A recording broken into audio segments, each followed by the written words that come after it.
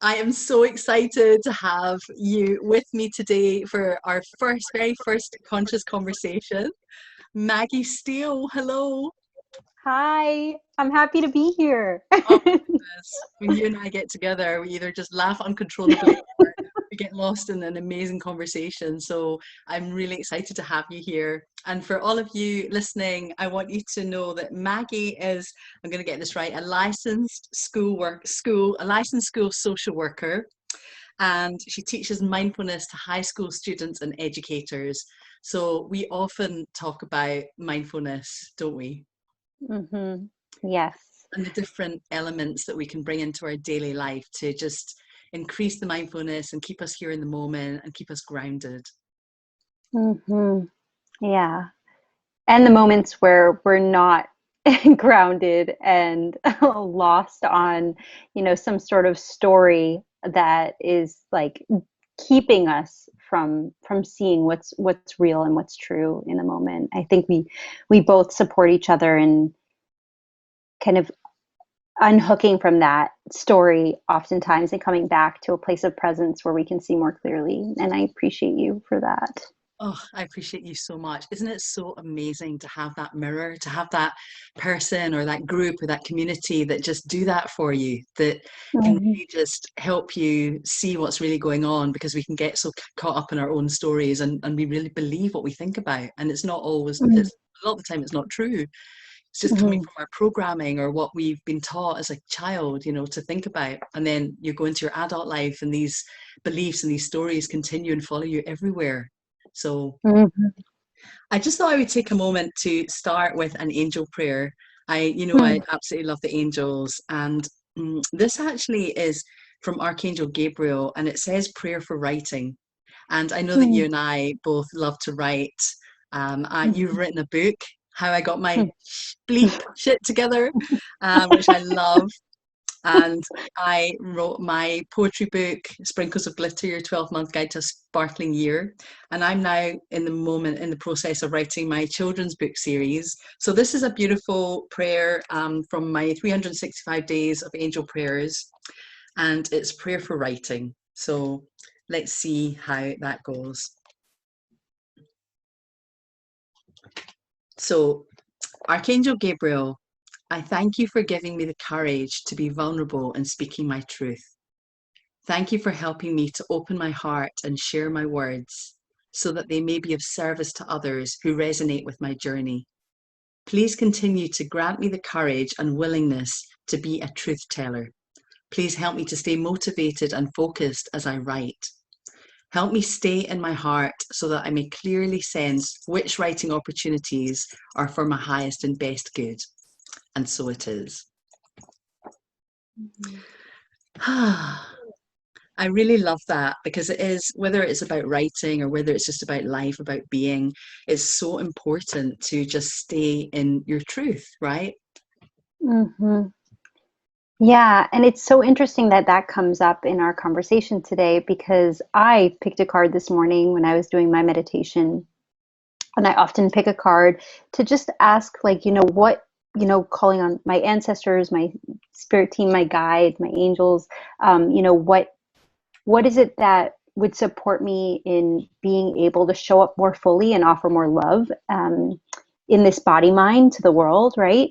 And this card today was about, I think the title was like Smoky Mirror, and it was saying how when I get caught in this story that we started off like talking about, it's almost like it's like I'm looking into muddy waters. So rather than seeing a clear reflection of what's real and true, I'm seeing a distorted uh, visual of what's real, and I can't.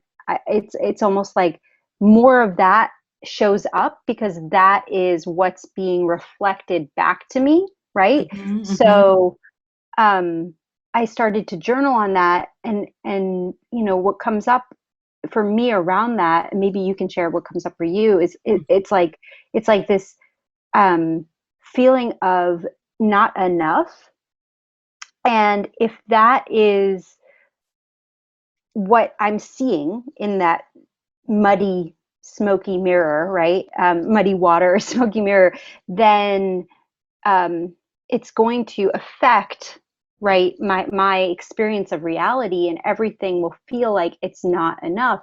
But when I journaled about it and I kind of sat with it, I was like, part of what the truth, if I'm seeing with clear eyes, is that I am absolutely enough. I am complete and whole as I am. So if I'm seeking acknowledgement or something, like that's just going to be an added, something that adds to this already complete whole me, right? Or if my environment feels like it's not enough, it's like, if it already is enough, then maybe what's not going well, it's not going well, but it doesn't affect the enoughness that is here. Does that make sense?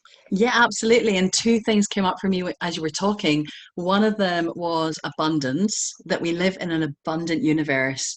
And there is, even you just have to look out the window and you see the amount of abundance in the leaves and the grass and the trees. Yeah. And there's so much of everything that we take for granted, that we're living in an abundant world. And so there's Mhm. plenty enough. And the other thing that came up for me was the uniqueness of who we are. Like there's only one Maggie Steele, there's only one Mhm. Maddie Sparkles or Maddie Wilbert in the whole world. So Mhm. at what point did we learn or feel that we're not enough? Enough of what? For who? Like we don't come with we're not born with a guidebook of how to be ourselves. We create it as we go along. And I think we forget that we are really unique. We're unique beings. And it's such a cliche. It sounds like we say it all the time. I do anyway. I say Mhm. it to my clients, or I say it to my friends, or I say it to people that I'm working with. We're unique beings. There's original. So we're not less than someone, we're not inferior, we're not superior, we're not better Mhm. than, and we're not even equal. Right. Even a lot of the time in my relationship, I've often felt like I just want to be equal. I want to walk side by side with you. But it's not even about being equal, it's about being unique. And when we really celebrate our own uniqueness, our partners, our children, our friends, our family, even politicians, even anyone in the world that's separate from us, that we think is separate from us, with that whole illusion. But that's another conversation about separation and ego. But we only have about 40 minutes. But but yeah, the whole idea of being unique, it's like if you really think about that right now, like just really take a breath into my uniqueness, then the word or the concept of enough doesn't even come into it. Mm. Because if something is unique, it just is what it is, Hmm. and there's nowhere it needs to grow to, or it's just, it is, again, kind of going back to like this idea of wholeness. It is complete in its uniqueness, its wholeness. Right. And with that, there is no competition. You don't Mhm. need to compete. You don't need to compare yourself to someone else. We all do it, compare and despair. You look at other Mhm. people, even now in the world and during coronavirus, and you think, well, they're doing this, this, and this, and I'm not doing enough, or I'm not doing that. And it doesn't make you feel good. And that's not the purpose of being here. We're not here to feel like shit about ourselves. We're here to feel amazing and to celebrate ourselves and to share our gifts that we came here with, to let them come through us and to help other people and light up the world. So Mhm. I mean, I'm human. We're all human. We have these patterns in our mind, but I think it goes back to mindfulness and being present and being in the moment and not worrying about the future or worrying about the future or the past, but really celebrating and feeling connected to the moment. And then when you're in the moment, like right now, having a conversation with you, I'm not thinking about anything else, you know? Yeah. Yeah, and when you're in the moment, like when for example, let's say I'm in the moment, I'm a new mom, and there is a struggle of some kind, right? There's this challenge, or something isn't feeling easeful in the moment, right? And so what I notice is, if I bring my awareness to where my attention is, it's often in wanting this to be different than it is. right? So my thought is, so yes, what's arising out of this present moment is maybe, a feeling of fatigue in the body, right? That's real, that's here. But the thought that my attention is on is, I don't want this, I want this to be different than it is. And that's causing my suffering. That's causing me to feel like this present moment experience isn't okay as it is. It's not enough, right? It needs to be better than it is, for me to feel at ease, Mm. right? And Yeah. so part of what, looking at, like, oh, okay, so I can see that. And that's the mindfulness part. It's like I can see that thought, and then I can come back to this experience of maybe fatigue that's in the body. And then what else is here? Like you said, maybe there's some gratitude. The second that I bring my full presence to this beautiful little being that's now in my life, there's gratitude, right? There's like so much appreciation and love in that, just recognition and being with what is in her. So it's not Absolutely. that fatigue isn't there. It's just Mm. that it's like fatigue's here, gratitude's here. Like what else? Like so many things. If I had like a field, like you said, blades of grass earlier, it's like what else is arising in this present moment? Like there's so much. There's so much, and presence can hold like all Yeah, of it. and as Abraham Hicks talks about, it's what do you want to focus on? What do you want to focus on? There's been times where my knees have felt really stiff, and I'll sit Mhm. cross-legged, even on my bed to meditate. And before I start, I'll be like, "Oh gosh, I hope I can uncross my legs and feel absolutely fine." But you know, it's amazing when as soon as I start to meditate and I focus on not my thoughts but my breath or my mantra, I don't feel the pain. It literally disappears right away. It disappears, it goes because I'm so focused not on that. But all it takes is for me to really think about it for even a minute and it starts feeling really painful. So nothing that a bit of turmeric can't solve. I'm having turmeric every day and it's really good. But I still have that sometimes. I always find it mind blowing that as soon as I sit down and I think beforehand, I'm going to have to probably change my position. I can't sit like this for 20 minutes. But I do every time and I don't feel it. I don't think about it. It's like it's just disappeared. And I think there's something to be said for really when we're focused on something, it expands, Yes. that sentence where the energy goes, where the attention goes, energy flows. So Yes. it Absolutely. works. Yeah. And I mean, you know, I was recently, my child snagged me with her nail, Oh and yes. I had a corneal abrasion in my Your eye eye. looks so much better now. It's Yeah. cleared up. It's completely cleared. So, yeah, it's Wow. much better. But how much pain I was in. It was like a piece of glass was in my eye, and if anyone has ever had a corneal abrasion, it's really really painful. Um, but there's nothing. It's like with your knee. It's like there's nothing you can do. Um, but if I just focused on the pain, it was excruciating, like what you're talking about. And so just like allowing my experience to to almost like to open up my experience and to what else is here in this moment, and to allow for myself to feel what else is here, right? Like, okay, yes, there's pain. Just like I said earlier, yes, there's fatigue, but what else is here? And like you said, like, what am I going to focus my attention on? And so in that experience, like I heard birds right outside my window. I noticed like some tenderness in my lower back. Like there's just other things that are always happening, and even things that we're not even aware of.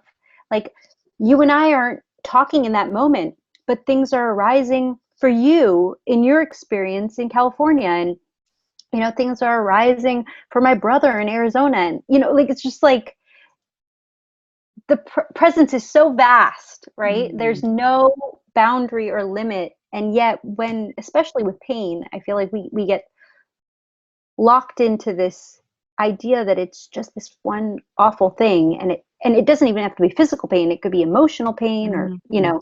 and Yeah. we can't see past that tiny little speck in this vast experience of I love presence. that you just said that. When you just said tiny little speck, how often do you have, like, again, a tiny little speck in your eye or a corneal abrasion, which is really painful, can feel like your whole eye is like completely messed up, or a tiny paper cut feels like your whole finger is in agony, or a tiny anything like a small, like if you stub your toe, it's like there's just the tiny, it's just a tiny speck that can feel like it takes over your whole body. And it's so, and the thing that I love, I heard most recently, and I hear it over and over again, I heard Krishna Das saying it, was that um, pain is inevitable, but suffering is optional. Mm-hmm. Pain is inevitable. We're going to feel pain. We're going to have pain in our lives, but suffering, how we think about it, what we make it mean, again, even if it's physical, we can really, part of it is, for me, again, part of the mindfulness practice is when you don't try and get rid of it, you don't try and push it down, and you don't even focus on it, you just acknowledge it, and you say, okay, this is happening right now, and it really, really hurts, or it's really uncomfortable. I'm just going to watch it from a distance. I'm just going to look down on it from above and Mm-hmm. just Yeah. see it pass like a cloud in the sky. It sounds really easy, doesn't it?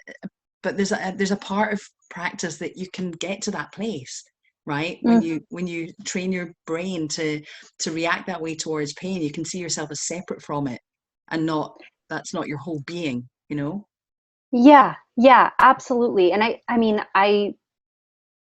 we've both been practicing mindfulness for a very long time, and I do think, Sorry, Jasmine's just, Jasmine. hold on one sec, Jasmine's just barking. I'm just going to let her out. I'm going to stop the video. Hold on. Sorry about that. I had to let Jasmine out. She was barking because Sean was coming in the room.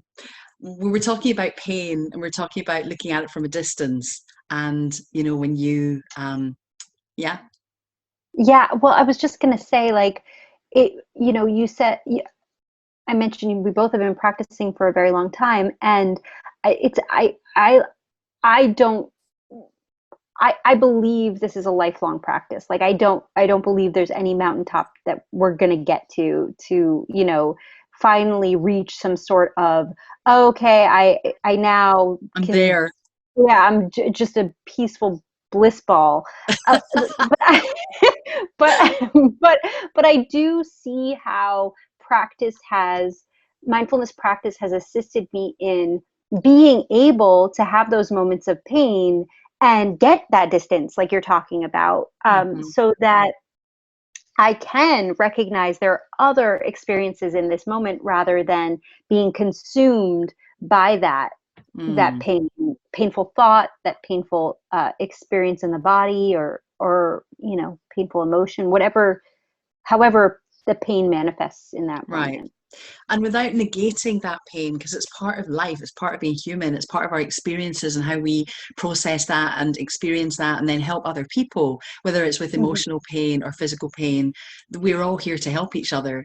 I personally tend to really look for the silver lining in things. I mean, I've had a lot Mhm. of surgeries and different back pain and different types of physical conditions, but I always remind myself that I'm so much more than my physical body, that Mhm. there's a huge expansiveness within our souls, that is so much more than our physical bodies, which limit us, all of us, even if you're an athlete, even if you're you can only be in one place at one time, and all this kind of thing. It's just for me, it's really about acceptance. It's about acceptance and loving ourselves, and just understanding that, yeah, it's not always going to be easy, but again, what do I want to focus on? I want to focus on bringing more light and more joy to the world, and more love and more laughter, because guaranteed, if you start thinking along these lines, then the hardship and the darkness are going to become, you can shine some light on it, and it just Mhm. helps to reframe certain situations, or certain things that are going on in your life, if you know that you have a choice to look for the gift in it, or the lesson in it, or the silver lining. What is this trying to teach me? What part have I played in this happening? There's always a Mm. meaning. Because I remember when you talked about your eye, and I immediately thought of Louise Hay, and I was like, Mm. let's look up what the meaning of a eye infection or a sore eye is.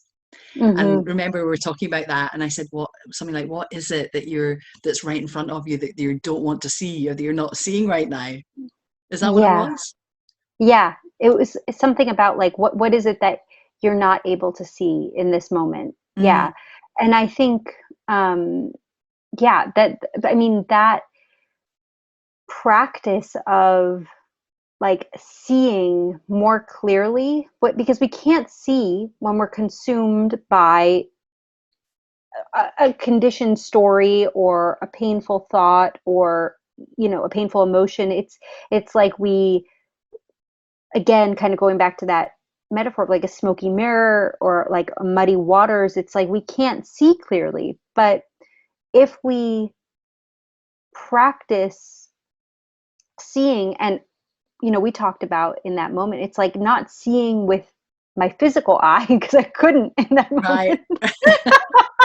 But like but like seeing like more clearly, like what is it that needs to show itself. And for me, we started off the call with like talking about writing, but journaling is what has like since my beginning of working with depression and like my the beginning of my healing journey, journaling has been so incredibly supportive in helping me access that clarity, that truth.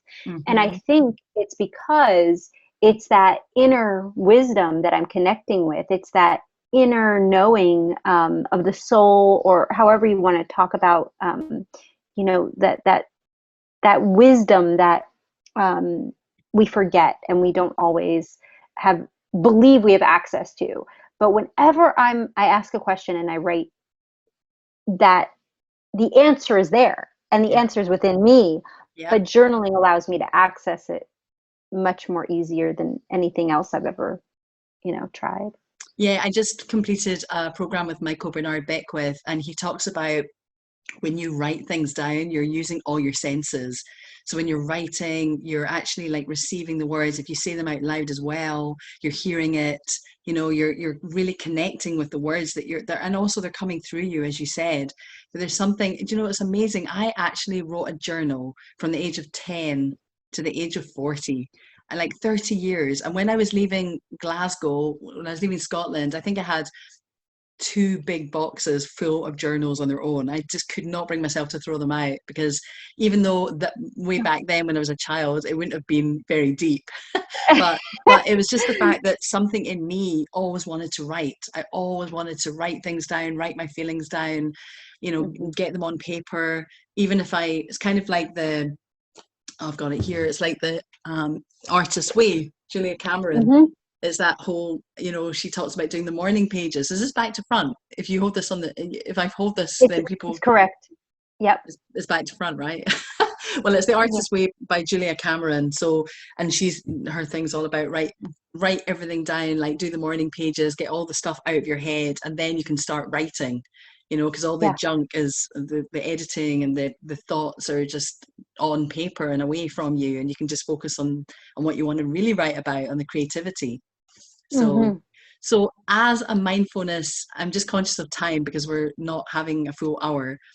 Yeah. As a mindfulness teacher and educator, what would you say is, do you have like a tool that other people could use when it comes to things like this, in terms of like feeling pain or wanting to ground yourself and really focus on something bigger? Is there something that comes to mind? Well, I think a lot of what we're talking about,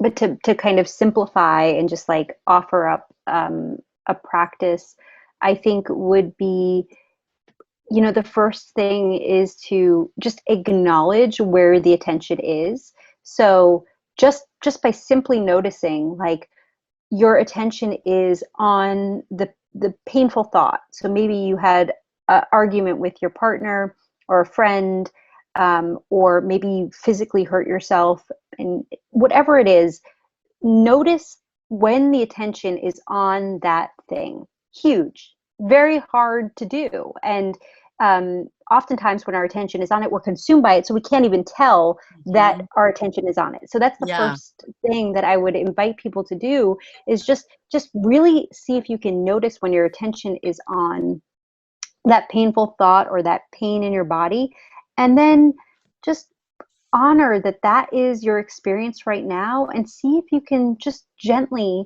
guide your attention to something that is maybe more pleasurable, or experiencing in the moment, like the breath is always Mhm. here in this moment, feet on the ground. Maybe there's a texture of something in your space that feels comforting in some way that you can hold or touch.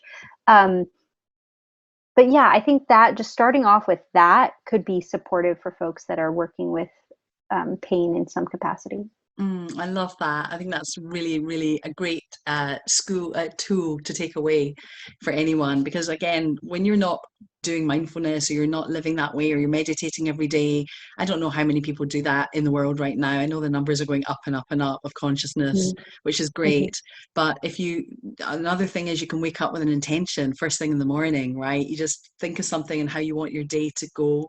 And in fact, Mm-hmm. it's not even how you want your day to go. It's more about wanting an intention, so that when things unfold, it's in alignment with what your intention is. And then I guess the idea is to be open and just go with the flow and just allow Mm-hmm. things to unfold. Yeah. So, oh my goodness, Maggie, it's always so amazing to talk to you. And this is the very Me first too. this is the very first one that we're recording, Conscious Conversations. And I'm just going to, as always, I'm going to try and get this into every conversation that I have. Sometimes it'll be at the end, sometimes it'll be at the beginning, but I'm going to just pick an angel card and see what the angels want to say. Oh, the angel card that's come up is divine timing. That is the second time this week that this one's been was come up. And the thing I love about divine timing is that when we try and force a solution, and we try and force something to happen at a specific time, it might feel like our needs are being met right away. But so much of the time, if we trust and have faith in the timing of things, then it just really it works out. It always works out. Even the Mm. fact that when we spoke about having this conscious conversation, and your eye was completely like messed up, like, because it was you were in, I'm sorry, I shouldn't be laughing, but you're in such pain. And the Fine. divine time, the divine timing of this conversation, and you can actually open your eye again. So Mm. there's a bigger play. There must be a divine timing, when even when pain happens, or when something halts you, stops you, and makes you, literally forces you to stop. You can't do anything else. You weren't able to do what you were normally able to do. You had these days to sit and heal and relax, and you had to deal with it. So Had to. there must have been a divine timing in that, you know?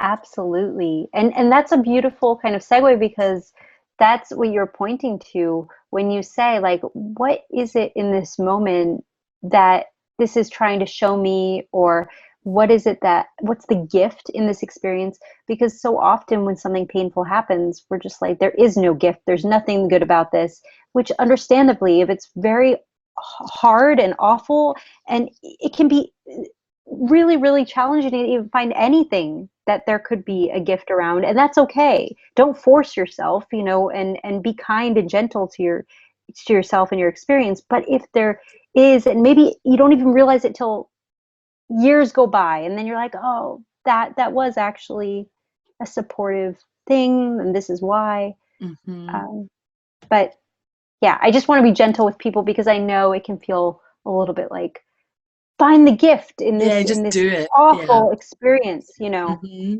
and it's not always accessible and easy. Yeah, no, I think it definitely takes practice, which is why mindfulness is called a practice. And the more you do it, the more, again, even if it's breathing, just breathe in for 8, hold for 4, breathe out for 8, and do that 5 times. And just, it works on your nervous system. It just calms you down. The whole breathing, we take it for granted. Like, I remember I was in a group with a bunch of people, and we were talking about gratitude. And one lady said, I can't think of one thing to be grateful for. Like, there's nothing in my life right now that's working. There's nothing that I have to be grateful for. And then the facilitator said, what about the fact that you can breathe? What about the fact that you woke up this morning? Starting with the most simplest things that we take for granted, you know. And Mhm. for, if you have your senses, if you have your eyesight, if you have your hearing, if you have your other senses of smell and touch and taste, even if you don't have all of your senses, but you have, you know, 4 out of 5, then you have that. You have something. You're alive in the world, and that is something to be grateful for. Even though, Mm. again, if you're going through depression, sometimes that's not a gift. That's not something to feel grateful for. You don't want Yeah. to be here. And I've been there too. You know, we've Yeah. both been there. We've both dealt with depression and, you know, just suicidal thoughts, things like that. That I think is very common as well for human beings. It's sometimes when you feel Mhm. so hopeless and you can't see a way out. But then you can find people's stories. You can actually, there's a lot of famous people that have been through that kind of thing as well, and you can look to people that have overcome incredible situations, and it is incredibly inspiring, because we as humans, we're here to help each other and we learn from each other. Yeah. So Yeah. I think it's just really important to look for, if you can, look for the lesson or look for the gift in anything that's happening to you that you perceive to be terrible or awful Mhm. or insurmountable. Yeah. Yeah. Absolutely. I just want to take this moment to thank you so much for having this conversation with me, that we can record it and share it with the world and whoever wants to listen. I think it would be a lovely series to just do this. I've been wanting to do it for a long time. And you can reach me on maddiesparkles.com. That's www.maddiesparkles.com. And Maggie Steele here is a beautiful healer and educator and mindfulness teacher for high school students and for educators. So if you have any uh, wish to look more into that, then you can contact Maggie. How can they contact you, Maggie? You can contact me at well, Maggie at startlivingcoaching.com. Yeah, Maggie I'd be at happy to connect. startlivingcoaching.com. Brilliant. Okay, that is wonderful. Well, we're going to end the conversation now, and I'm sure we will have more and more of these conversations again soon. Thanks so much, Maggie. Have a blessed Bye. day. You All the too. best. Bye. Bye.